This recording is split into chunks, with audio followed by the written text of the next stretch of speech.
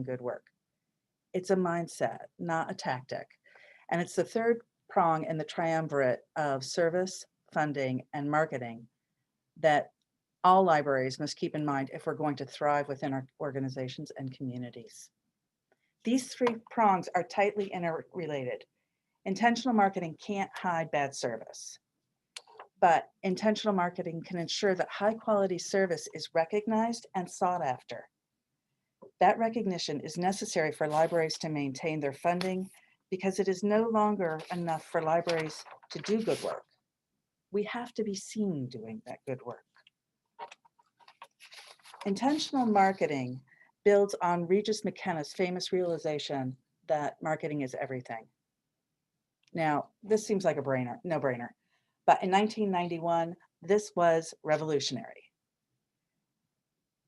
Intentional marketing promotes awareness that marketing is not just about public relations or branding or communications. It's not just about flyers and websites.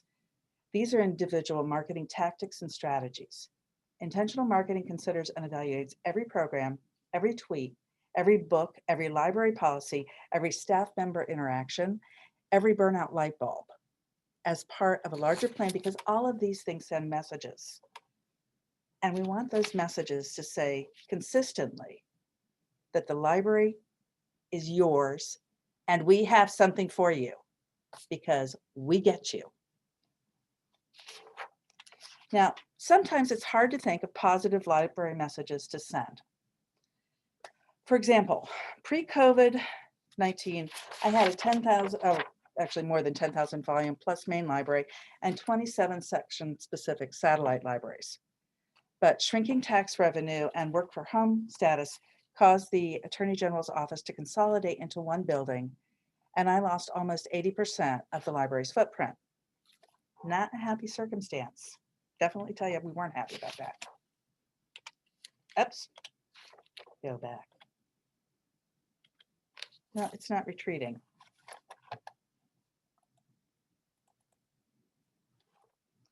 Okay, well, I'll have to tell you what the previous one was. Stop. And there we go. So we're having a little volume. So going to try to fix that. We just need a little bit louder. Okay. Okay. Good Lord, is anything happening? Can you hear me now? Is this okay? Yes. Okay. Okay. Thank you.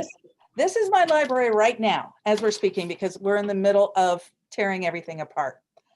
In fact, in back of me, I have my list of section libraries that I had to tear apart.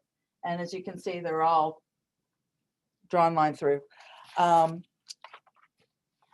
All of this that you can see the lines up, those were all bookcases.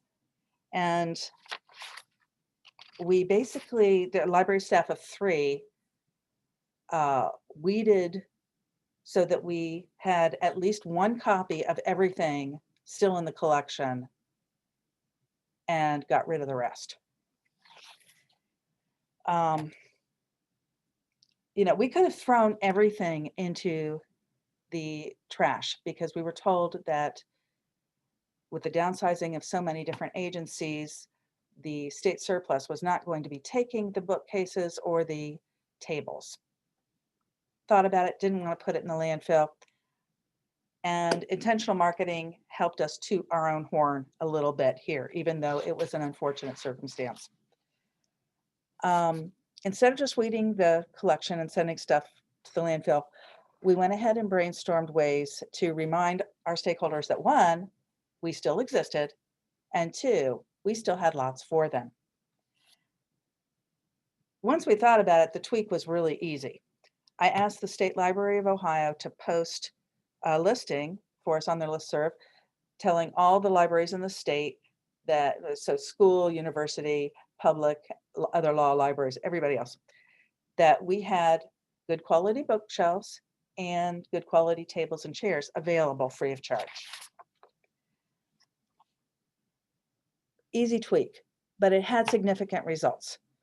10 organizations from around the state received quality shelving and tables free of charge. Nice. More important in terms of promoting the library, we gave general services, our custodial people, a chance to shine in front of administration staff and made our ties tighter with general services, which is always a good thing.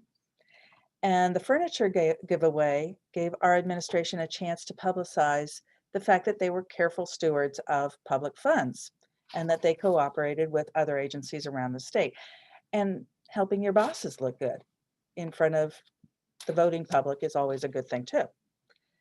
Finally, administration had to sign the transfers, so they became aware of the amount of work that we were having to do and the fact that we are, as librarians, part of a larger profession that is educated to do this kind of thing. It's not just something you can go in and do and end up with a good collection if you don't know what you're doing. This is really important because a lot of times the work that we do is invisible and people don't know how much work goes into it, and people don't know that it is stuff that we're trained to do. So letting them know that was a very important piece for using this to promote our library. Now, what are you promoting? To be able to sell something, you have to know what you're promoting. The librarian skill set is one of the 3 primary things that all libraries sell. And it's the one that really sets us apart from all the others. In order to sell your library, in order to convince your stakeholders that your clients, that you are worth their time and money, you have to know what you're selling, to whom you're selling it, and how to help your stakeholders recognize why what you're selling matters to them. Let's start with what we are selling, our primary functions. All libraries are a combination of a place, a collection, and the librarian skill set. These are the primary functions of every library. Your personal library's mission, value, and vision statements define why your particular library exists, where it is headed, how it mixes its place, collection, and the librarian skill set. Your strategic plan, which is the 3rd level down there, interprets how your library intends to implement your mission, vision, and value statements for your particular stakeholders. All of the library's secondary functions reflect the strategic plan. Feedback, which is over there on the right, both intentionally and gathered and unsolicited, loops around to inform and refine the library's mission, vision, value statements, and plan. Now, if you look at the secondary library functions oval there at the bottom, you'll see a lot of marketing strategies that you'll recognize. In intentional marketing, everything on this page is marketing. So that's why I call it a mindset or a framework rather than a strategy. So, as I already said, the first things that libraries are selling is the sense of place. Now, this is the Kansas City Public Library. It's a great place. They polled the public to figure out the 20 large books that they were going to put on the outside of the library. Most of us can't match this facade. The exterior includes, there's a staircase made of giant books, and then the wraparound community bookshelf that's 9 meters high.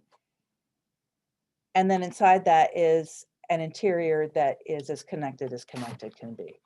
But we don't have to match Kansas City, which is good news. We just have to be very aware of the potential emotional responses that users have when they enter our space, whether it's real or virtual. They can be afraid of appearing foolish.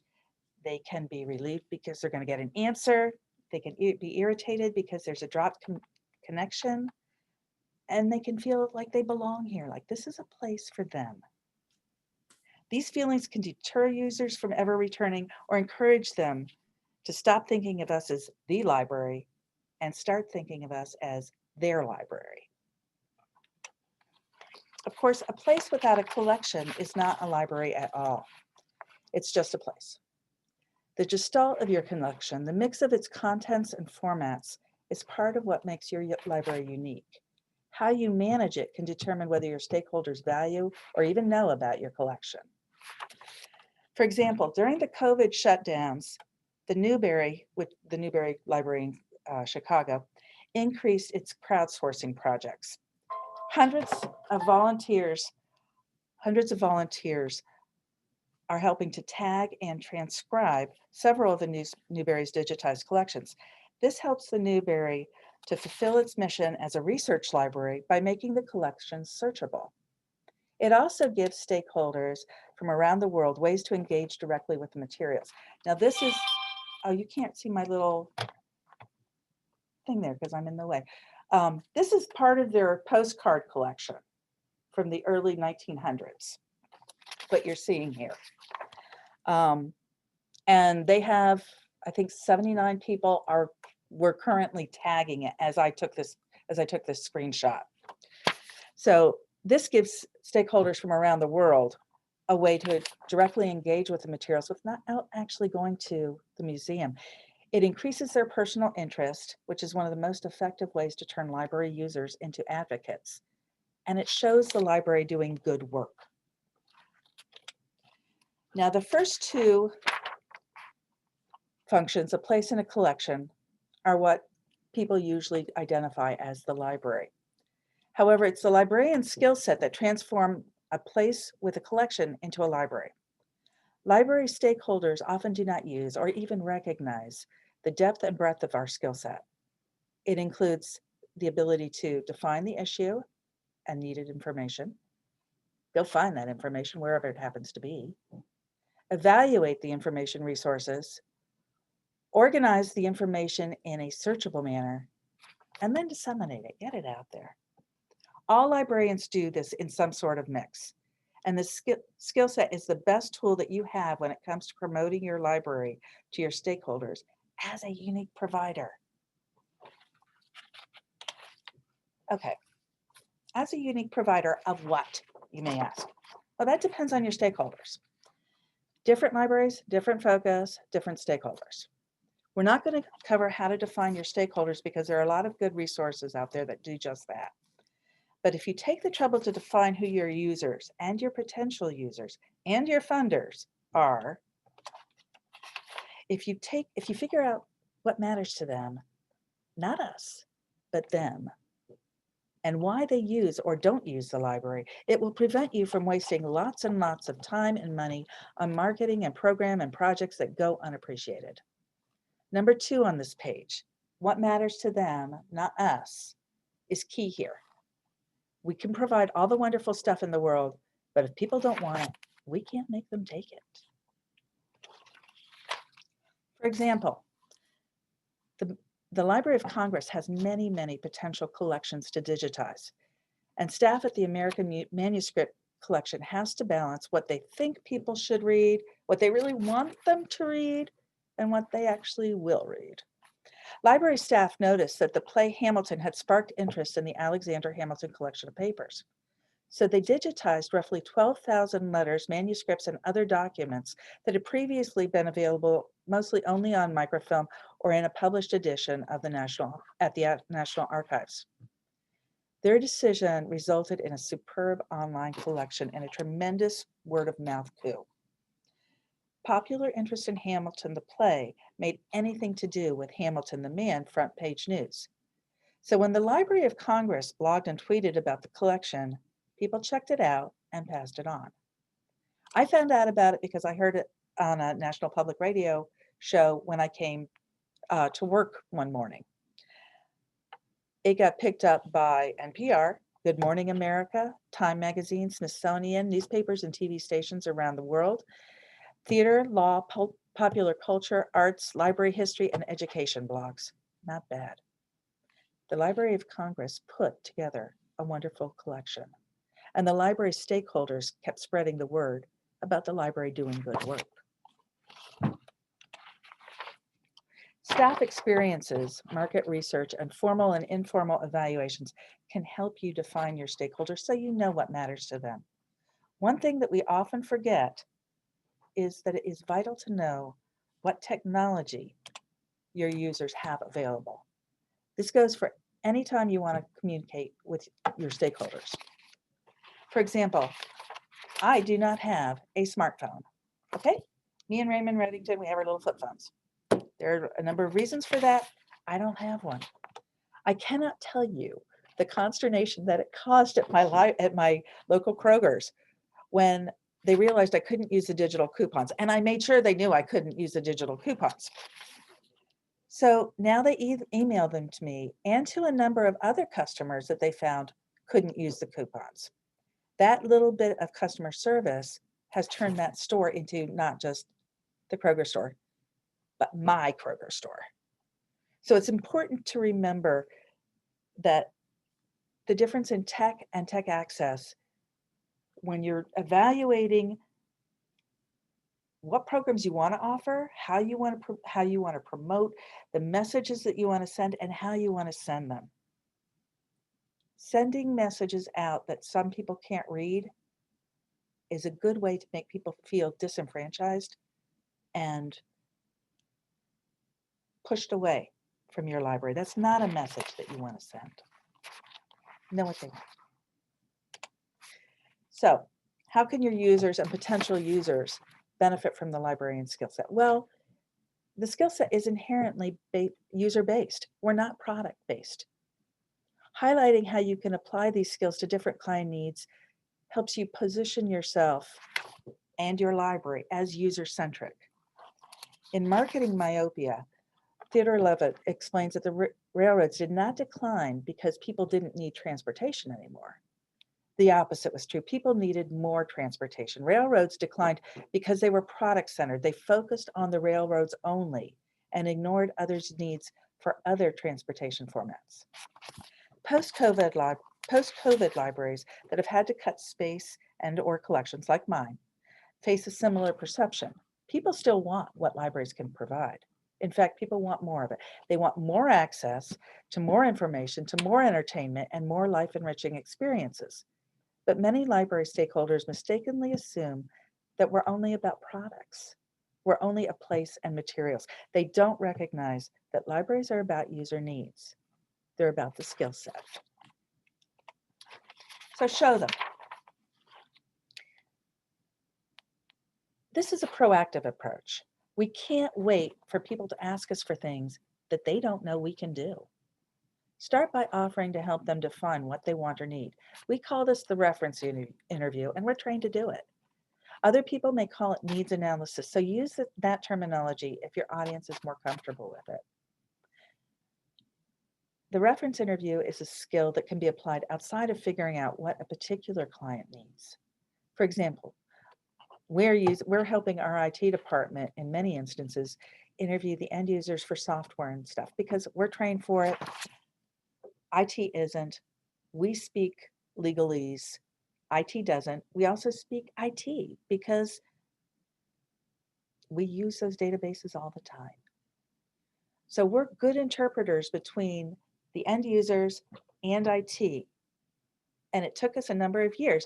But since then, we have, for a number of years, been working with IT on needs analysis, or as we would call it, the reference interview. That enhances our value to our larger organization. The second step in the librarian skill set, yes it is locating responsive information. This includes deep, complex research as well as simple retrieval. Librarians are trained to scour resources in many different formats to find needed formats or materials. We can use this to promote our libraries by knowing our stakeholders, including the ones that don't use us yet. Again, this is a proactive step. We're not waiting for the stakeholders to do anything. For example, suppose your mission includes serving teachers who must teach units on primary documents, science, or history. Your library's users may not know that government documents include great stuff like these photos from Hubble. You can look up the local curricula and select government documents that fit various topics and age groups. Send the information out to local schools and offer to speak at in-service days. Or perhaps your mission includes business owners. Select a relevant or emerging concern and provide government and business resources and out-of-library programming that speaks to their needs as business owners. Of course, before we do anything with resources, we have to evaluate them. It's an understatement to say that new challenges in information evaluation have risen over the past few years. Really an understatement. Librarians value accuracy, authenticity, and authoritativeness, and we're trained to evaluate for this. And people trust us to provide it. A 2017 study by the Pew Research Center found that 78% of US adults felt that public libraries help them to find information that is trustworthy and reliable. That same survey found that 87% of millennials believed that, which is really very delightful. And that the majority of people wanted information literacy classes. So create those classes and take them to where you know that your users and potential users are, which may be outside of the library. Excuse me. Okay, so after we have evaluated the information needed by the office, or after we've evaluated the information, we have to organize it. Organizing information has been going on since before the Great Library of Alexandria, but it's changed a bit. Surprisingly, the most important change is perhaps not the process, but the motivation. Back when library positions were patronage jobs, people would organize their sections so that nobody else could find the books. Job security, great. But then chaos would happen if the librarian was hit by a runaway horse or disappeared for some other less dramatic reason. So various cataloging schemes appeared, and people knew where to find things. Now, librarians understood that this was a big deal, but other people, they weren't that impressed. Until now, when all those pesky electronic records are causing major grief for governments and businesses and organizations all over the world. Now those same governments and organizations have discovered the joys of proper cataloging, although they call it records and information management. Records and information management is not a glorified clerk position. It's an MLIS degree that focuses on evaluating records, then categorizing, organizing, reevaluating, recataloging, and finally purging them. And you can see how these activities overlap with our skill set. Just letting everyone know we have a couple minutes left of this session. So if you do have questions, type them into chat. Oh, wow, I better move fast. I will speak faster. The Attorney General's Library and Records Management staff used our librarian organizational skills to train the entire office in records management procedures that were designed to streamline work, share institutional knowledge, and limit e-discovery costs. We later took this show on the road to all our client agencies. We have to represent all state agencies and various other organizations, which promoted the library and administration by showcasing our skill and helping our bosses look good in front of their clients. The final skill in our set is dissemination. Libraries get information out.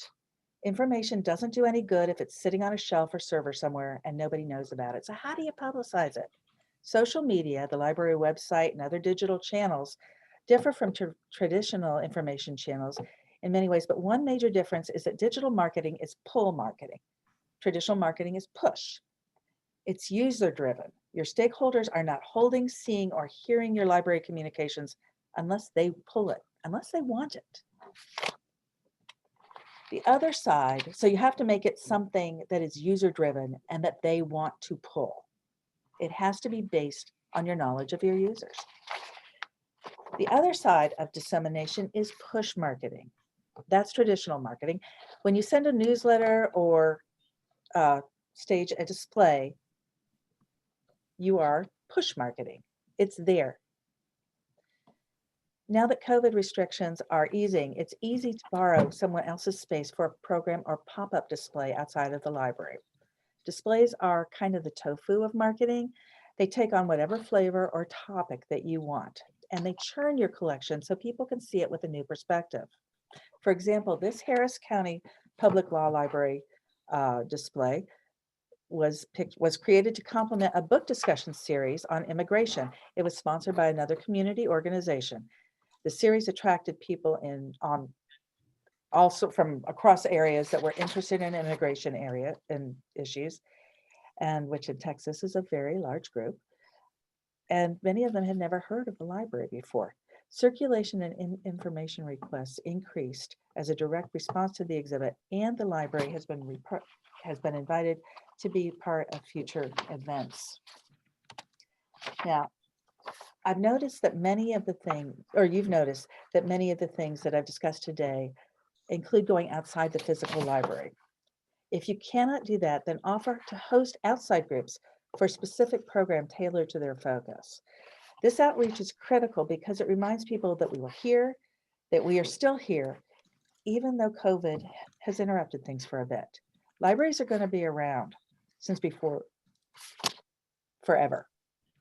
In some way or another, people need information that is organized so that they can find it. We provide that. I've just let people know that our closing keynote is starting now. So if you want to join that, feel free, or you can hang out in this room. We'll still be open.